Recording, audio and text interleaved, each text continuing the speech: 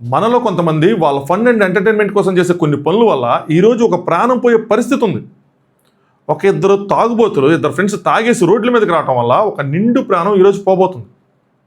Doctor Priyanka, మా doctor ఇంత కష్టపడి ఆవిడ చదువుంటుంది, ఈరోజు ఆవిడ పీజీ చేస్తుంది. ఏ మాత్రం సంబంధం లేని, తనకి ఏ మాత్రం సంబంధం లేని, ఇంచు కూడా సంబంధం లేని ఒక న్యూసెన్స్ వల్ల, ఒక గొడవ వల్ల, ఎవరికో గొడవ అవటం వల్ల ఈరోజు ఆవిడ ప్రాణం పోయింది. ఆవిడ తప్పు, అసలు ఆవిడకి సంబంధమే లేదు. ఆవిడ ప్రాణం పోయే స్థితిలో ఉంది. ఆవిడ్ని, వాళ్ళ పేరెంట్స్ని, వాళ్ళ ఫ్రెండ్స్ని, వాళ్ళ రిలేటివ్స్ని వాళ్ళు మాట్లాడే మాటలన్నీ చూస్తుంటే గుండె తరుక్కుపోతుంది. ఏం తప్పు చేసావురా మేము అని మాట్లాడుకుందాం.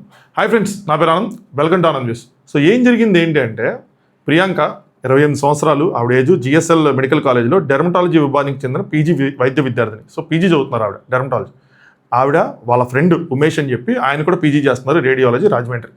వాళ్ళిద్దరూ కలిసి ఆరుంబావ ప్రాంతంలో స్పైడర్మ్యాన్ మూవీ చూడటానికి వెళ్ళారు.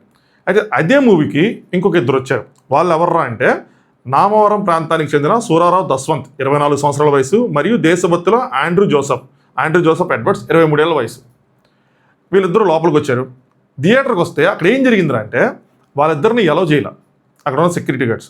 ఎందుకు ఎలో చేయాల, అక్కడ ఉన్న మేనేజర్ మీడియాతో మాట్లాడి చాలా డీటెయిల్గా ఎక్స్ప్లెయిన్ చేశారు ఎందుకు ఎలో చేయలేదు ఏంటని. మీకు చదివి వినిపిస్తుంది.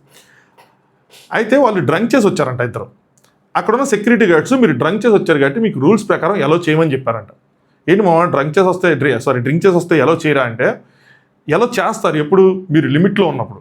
వాళ్ళకి కొన్ని రూల్స్ ఉన్నాయి. ఏమున్నాయంటే, అగ్రెసివ్గా కనిపించినా, ఓవర్గా డ్రింక్ చేసినట్టు అనిపించినా, సరిగ్గా నడవలేని పరిస్థితిలో ఉన్న, మీరు న్యూసెన్స్ క్రియేట్ చేస్తారు అని సెక్యూరిటీ గార్డ్స్ కనిపించినా, ఇలాంటి కొన్ని సెట్ ఆఫ్ రూల్స్ ఉన్నాయి. అలాంటి కేసులు వాళ్ళకి కనిపించినప్పుడు అక్కడ ఉన్న స్టాఫ్ ఎవరైతే ఉంటారో వాళ్ళు మీకు ఎంట్రీ డినై చేయొచ్చు. ఇది రూల్ అది. సో వాళ్ళు అక్కడ దాన్ని డినై చేశారు. అక్కడ ఉన్న డ్యూటీ మేనేజర్ ఒక ఆయన వచ్చాడు. ఈ సెక్యూరిటీ గార్డ్స్ ఆర్గ్యుమెంట్ అవుతుంది, డ్యూటీ మేనేజర్ వచ్చారు. ఇప్పుడు సెక్యూరిటీ గార్డ్స్ అంత సింపుల్గా ఆపారు, వీళ్ళు ఏం రూడ్గా బిహేవ్ చేయకుండా ఏం చేయకుండా ఆపారు కదా. వీళ్ళు మరి ఓవర్గా, ఇప్పుడు లోపలికి వెళ్ళిన తర్వాత వీళ్ళిద్దరు అక్కడ కూర్చుంటే వీళ్ళిద్దరి నుంచి వచ్చే స్మెల్ వల్ల ఎంతమందికి డిస్టర్బెన్స్ కదా, ఆబ్వియస్గా ఆపుతారు. అదే వీళ్ళతో గొడవవుతుంటే డ్యూటీ మేనేజర్కి చెప్పారు. వీళ్ళు డ్యూటీ మేనేజర్ వచ్చాడు. డ్యూటీ మేనేజర్తో వస్తే డ్యూటీ మేనేజర్తో పాటు ఆర్గ్యుమెంట్ అయిందంట. అయితే అసలు ఏం రూల్స్ ఉన్నాయి, అసలు ఫస్ట్ అసలు మీరు నిరూపించండి, మేము తాగామని చెప్పి మీరు ప్రూవ్ చేయండి. అది అంటే, రూల్స్ పెట్టుకున్న వాళ్ళు ఎక్విప్మెంట్ పెట్టుకోరా, బ్రీత్ అనలైజింగ్ డివైజెస్ ఉన్నాయి వాళ్ళ దగ్గర. ఆ బ్రీత్ అనలైజర్స్తో వీళ్ళు టెస్ట్ చేశారు. ఆల్మోస్ట్ 100 పాయింట్స్ అంత వచ్చినాయంట. అసలు ఇప్పుడు రూల్స్ ఏమున్నాయి అని చెప్పి మళ్ళీ గొడవ చేశారంట. రూల్స్ ఏమున్నాయంటే, ఆ డ్యూటీ మేనేజర్ తన ఫోన్ తీసి రూల్స్ అన్ని చూపించి, ఆన్లైన్లో ఉన్న రూల్స్ మీరు చూసుకోవాలి అని చెప్పి చూపించి చెప్పాడంట. చెప్తే వీళ్ళిద్దరూ ఏం చేశారు, ఆయన ఫోన్ లాక్కొని ఆయన మొహం మీదకి ఇసిరి కొట్టారంట. తర్వాత ఫోన్ ఇవ్వలేదంట కాసేపు. ఎప్పుడైతే మొహం మీదకి ఇసిరి కొట్టారో అక్కడ ఉన్న మిగతా సెక్యూరిటీ మొత్తం అలర్ట్ అయ్యారు. అలర్ట్ అయ్యి ఏం చేశారు, ఏవైతే ఇలా కమర్షియల్ ఎంటిటీస్ ఉంటాయో వాటన్నిటికీ లోకల్గా ఉండే పోలీస్ స్టేషన్తో టైఅప్స్ ఉంటాయి, లింక్స్. అంటే ఏదైనా గొడవలు కానీ, ఏదైనా సెక్యూరిటీ కానీ వాళ్ళతో ఉంటాయి కదా. సో వీళ్ళకి ఏంటంటే, అక్కడ దగ్గరలో ప్రకాష్ నగర్ పిఎస్ ఉంది వీళ్ళది. వెంటనే వీళ్ళు ఈ మేనేజర్ వీళ్ళంటే ప్రకాష్ నగర్ పిఎస్కి కాల్ చేస్తారు. ఇలా ఒక ఇద్దరు వచ్చి న్యూసెన్స్ చేస్తున్నారండి అని చెప్పి. వాళ్ళన్నీ రియాక్ట్ అవుతారు, వీళ్ళకున్న దానికి కాంటాక్ట్స్ వాటికి రియాక్ట్ అవుతారు.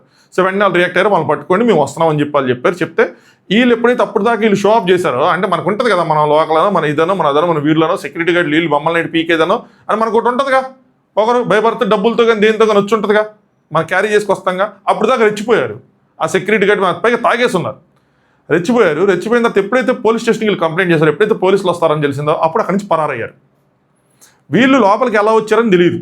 అంటే నడుచుకొని వచ్చారా, బైక్ మీద వచ్చారా, కార్లో వచ్చారని తెలియదు. కానీ సెక్యూరిటీ మొత్తం అలర్ట్ ఏం చేశారు అంటే, పోలీసులకి వీళ్ళు ఎట్లాగైనా పట్టించాలి, వీళ్ళు చేసిన న్యూసెన్స్కి ఆయన మీద ఫోన్ ఇసిరేయటం కానీ, చేసిన డ్యామేజెస్ కానీ పట్టించాలని చెప్పి కిందన సెక్యూరిటీని అలర్ట్ చేసి అక్కడ గేట్స్ని క్లోజ్ చేయడం స్టార్ట్ చేశారు. అంటే గేట్స్ని క్లోజ్ చేయడం అంటే దగ్గరగా ఒక్కొక్క వెహికల్ని మానిటర్ చేసి పంపిద్దాం, వీళ్ళు ఖచ్చితంగా పట్టుకుందాం అని చెప్పి ఏం చేశారు, కింద ఎగ్జిట్ గేట్ దగ్గర సెక్యూరిటీని అలర్ట్ చేస్తే వాళ్ళు ఏం చేశారంటే, పోలీసులు కంప్లైంట్ ఇచ్చారు కాబట్టి పట్టుకుందాం అని చెప్పి ఒక్కొక్క వెహికల్ని వదులుతూ ఉన్నారు.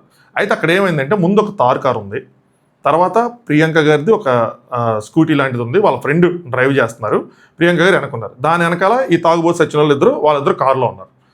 వాళ్ళు ఏం చేశారంటే, వాళ్ళకి అర్థమైపోయింది మ్యాటర్, ఎందుకంటే పైన రచ్చ చేశారు, వాళ్ళకి అర్థమైపోయింది. ప్రియాంక గారు వాళ్ళకేం తెలియదు, వాళ్ళు ఏమనుకుంటారు, వాళ్ళ ఫ్రెండ్ మాట్లాడి కూడా ఉన్నాయి, నేను చెప్తాను ఆయన ఏం మాట్లాడాడు ఏంటి అని.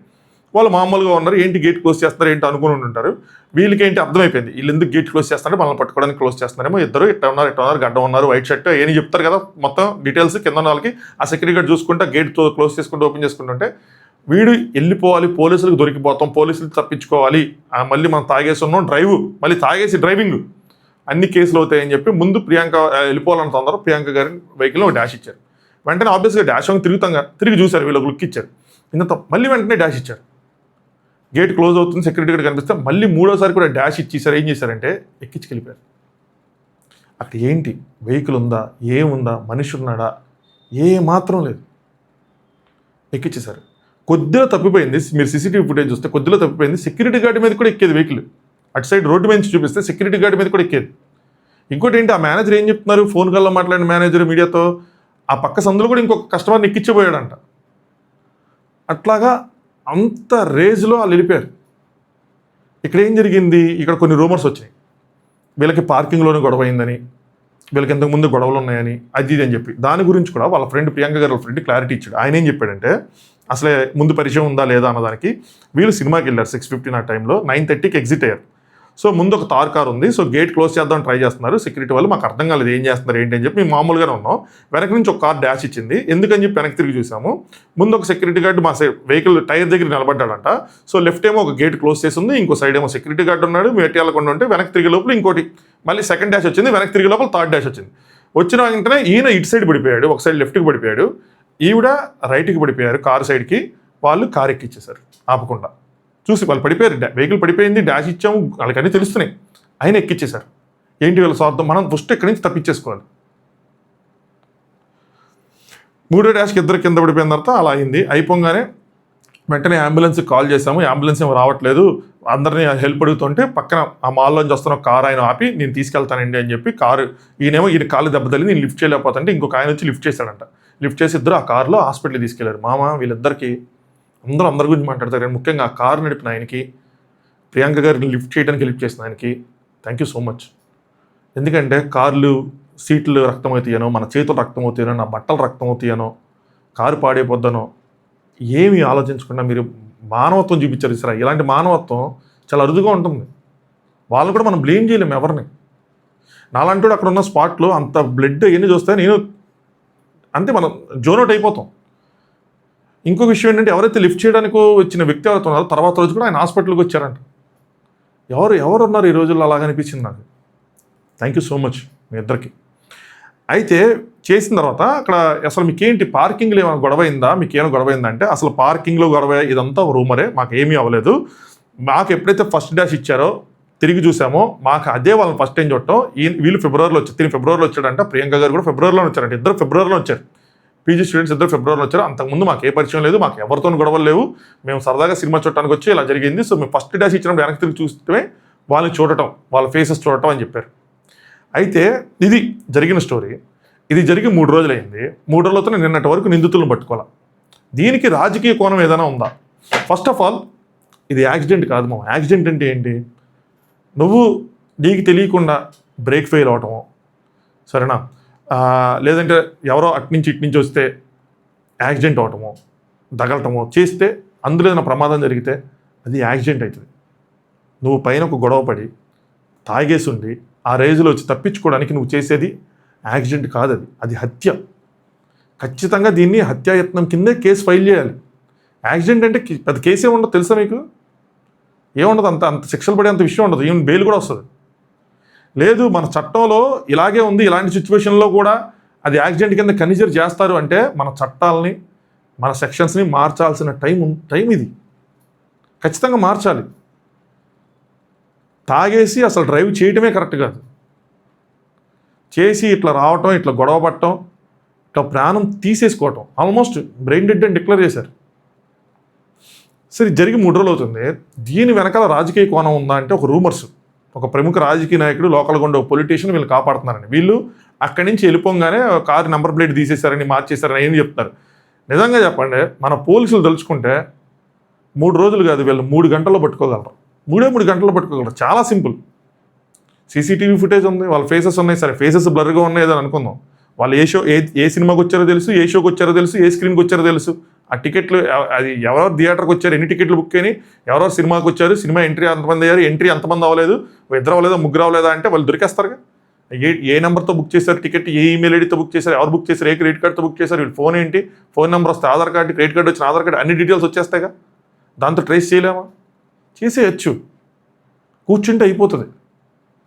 కూర్చోమంతే. మేబీ నేను బ్లేమ్ చేయను కానీ కంప్లీట్గా మేబీ వాళ్ళకి డిఫరెంట్ పనులు ఉండటమో ఏదైనా ఉండొచ్చు. కానీ ఇలాంటి డిఫరెంట్ పనులుండి ఇంకా హై ప్రయారిటీ పనులు ఉంటే ఓకే. కానీ రాజకీయ ఒత్తిళ్ళకి తలొగ్గి వాళ్ళని ప్రొటెక్ట్ చేస్తే మాత్రం అంతకన్నా దారుణమైన విషయం ఇంకోటి ఉండదు. ఎందుకంటే ప్రియాంక ఉన్న సిచ్యువేషన్లో మీరు ఉండొచ్చు, నేను ఉండొచ్చు, రేపు వాళ్ళ పిల్లలు ఉండొచ్చు, ఎవరైనా ఉండొచ్చు. అసలు ఆవిడది ఏం తప్పు ఉంది అక్కడ? ఏ మాత్రమే తప్పు ఉందా? మన తప్పు లేకుండా మన ప్రాణం కూడా అంతకన్నా బాధాకరం ఏమైనా ఉంటుందా మనకు కానీ, మన పిల్లలకి, మన తల్లిదండ్రులకి కానీ, ఎవరికైనా సరే? అలాంటి వాళ్ళని నిజంగా కనుక ఎవరైనా ప్రొటెక్ట్ చేస్తే అంత వాళ్ళకన్నా పాపం వాళ్ళదే. అపోజిషన్ పార్టీకి చెందిన వాళ్ళు నెక్స్ట్ కొంత మీడియా ఒక 2 ఛానల్స్ నేను చూశాను, చాలా గట్టిగా దీని మీద ప్రెషర్ క్రియేట్ చేశారు. అప్పటి వరకు వీళ్ళ మీద నమోదైన కేసులు ఏంటి తెలుసా? సెక్షన్స్ ఏంటి తెలుసా? Bailable sections. నిన్న వాటిని అప్డేట్ చేసి ఎప్పుడైతే చంద్రబాబు నాయుడు గారు రియాక్ట్ అయ్యారో, ఎప్పుడైతే పవన్ కళ్యాణ్ గారు రియాక్ట్ అయ్యారో అప్పుడు హత్యాయత్నం కింద అప్పుడు సెక్షన్ మార్చారు. సెక్షన్ మార్చి అప్పుడు వాళ్ళని అరెస్ట్ చేశారు. ముందు అరెస్ట్ చేశారేమో తెలియదు కానీ అది మాత్రం బయటికి రాలేదు. మెజిస్ట్రేట్ ముందు నిన్న హాజరుపరిస్తే వాళ్ళకి 14 రోజులు రిమాండ్ వచ్చింది. ఫర్దర్గా ఏమవుతుందో తెలియదు. మన లాయర్స్ ఉంటారు కదా, లాయర్స్ ఆబ్వియస్గా లూప్ హోల్స్ చేస్తారు. ఇది యాక్సిడెంట్ అండి, వాళ్ళకి ఏమీ ఇదేం లేదు, వైరం ఏమీ లేదు, ఇక్కడ హత్య చేసే ప్లానింగ్ లేదు, ఏమీ లేదు, ఇది ఖచ్చితంగా యాక్సిడెంట్ పెడతారు. కానీ ఇలా యాక్సిడెంట్ చేసిన సిచ్యువేషన్స్ ఏవైతే ఉన్నాయో ఇది నార్మల్గా జరిగే యాక్సిడెంట్ కాదు. చట్టం ఇక్కడ ఫెయిల్ అయిపోతే, అంటే ఆ దోషులకు శిక్ష పట్టలో చట్టం కనుక ఫెయిల్ అయిపోతే మన చట్టాలు మార్చుకోవాలి. ఇట్లా మేము తాగేసి వస్తాం, యాక్సిడెంట్లు చేసేస్తాం, ఏదో చేసేస్తాం అని అనుకుంటే ఇంకేముంది? మన తప్పు లేకుండా మన ప్రాణాలు అంటే బయటికి వెళ్ళేవాడు గాల్లో దీపం పెట్టి వెళ్తున్నట్టే కదా. చూడాలి ఏం జరిగింది ఏంటనే. ఒకటి మాత్రం చెప్తా, మనలో చాలామంది చేసే తప్పు ఇది. అంటే మనం ఏమనుకుంటామంటే మనం డ్రింక్ చేసేసి నడిపేస్తాం, నడిపేస్తాం, సినిమానే కదా ఏముంది, జనరల్గా చేసుకునే ప్లానే ఇది, కొరతనంలో చేసుకునే ప్లానే ఇది. ఏముంది 2 బీర్లు వేసి సినిమాకి వెళ్ళిపోదాం అది ఇది అని చెప్పి. కానీ ఇలాంటి కేసులు మనకి ఐ ఓపెనర్స్. మీకు మీ మీద కంట్రోల్ లేనప్పుడు, అట్లీస్ట్ మీ ఫ్రెండ్స్ ఎవరైతే పక్కన ఉంటారో, మీ ఎవరైతే తాగున్నాడు కంట్రోల్ లేనప్పుడు అలాంటి వాళ్ళు అసలు బయటికి రామాకండి. అలాగే మీ తోపులు మమ్మల్ని ఎవరు రాపేది అనుకునే వాళ్ళు కూడా రోడ్ల మీదకి రామాకండి. ఎందుకంటే మీరు వచ్చి డ్రైవ్ చేసుకుని వెళ్ళి చెట్టుకో గోడకో గుద్దుకొని చచ్చిపోయారు అనుకోండి, దరిద్రం పోతుంది, అది వేరే విషయం. సరే తాగేసి ఉన్నట్టు చచ్చాట అసలు పిడపోయిందని అనుకుంటారు బయట నుంచి చూసేవాళ్ళు. కానీ మీ వల్ల అభంశుభం తెలియని వాళ్ళ ప్రాణాలు పోతాయి చూసారా, అది తప్పు, పాపం. అది మిమ్మల్ని మీ పేరెంట్స్, మీ చుట్టాలు, మీ ఫ్రెండ్స్ కూడా మిమ్మల్ని ఎవరు సపోర్ట్ చేయరు. ఇది తాగేసి ఎందుకు వెళ్ళాలి మావా అనుకుంటారు. వెళ్ళావు, డినై చేసి వాళ్ళు రూల్స్ చెప్పినప్పుడు మూసుకొని వచ్చేయాలి. అక్కడ గొడవ చేసి ఆ గొడవ చెప్పి ఏంది అసలు వెళ్ళకూడదు. అసలు ఎందుకు వెళ్ళాలి? మీరు ఎంజాయ్మెంట్ మీ రూమ్లో చేసుకోండి, ఇంకొక ఫ్రెండ్ని తెచ్చుకోండి, తాగనోడిని వాటితో డ్రైవ్ చేయించుకోండి. ఏంటి ఇదంతా? చాలామందికి ఇంక్లూడింగ్ మీ, మనం కూడా చాలాసార్లు చేసేస్తాం ఇలాంటి కొన్ని తప్పులు. నాట్ ఓన్లీ దిస్, ఇలాంటి సిమిలర్ వేవేనా. బట్ మనం చాలా జాగ్రత్తగా ఉండాలి. ఎందుకంటే మనం చేసే తప్పులలో వేరే వాళ్ళ ప్రాణాలు తీసుకుని ఇది లేదు మనకి ఎవరికి. బ్రెయిన్ డెడ్ అయ్యారు ఆవిడ, వెంటిలేటర్ మీద ఉన్నారు ప్రియాంక గారు.